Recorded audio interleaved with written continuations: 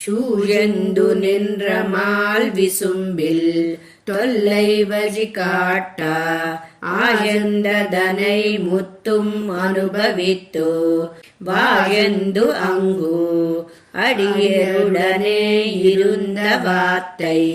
உரை செய்தான் మూడి మగిష్యే జ్ఞానముని. సూజు విసుంబు అనే ఈ దశకంలో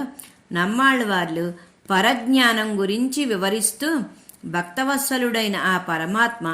తన స్వరూప రూప గుణ విభూతులు అన్నిటినీ కంటితో చూచినంత స్పష్టంగా దర్శనమయ్యేలాగా చేసి వేదాంత విహితమైన అర్చిరాది మార్గాన్ని దర్శింపచేయగా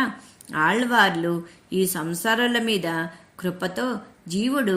జన్మ పరంపర వలయం నుండి భగవంతుని కృపతో విడివడి పరమాత్మ సన్నిధికి చేరే సమయం అయినప్పుడు ఆ జీవుడు పరమాత్మను చేరే ఆ మార్గమైన పరమపదానికి చేరే మార్గాన్నే అర్చిరాది మార్గం అంటారని, భక్తి ప్రేమ విశ్వాసాలతో ఆ పరమాత్మ పాదాలను నమ్మితే ఆయన కృపతో ఆ దివ్యధామం చేరుకుని తరిస్తామని, ఎంతో కృపతో ఆర్తిగా అందించిన ఈ శ్రీ సూక్తులు అనుసంధించి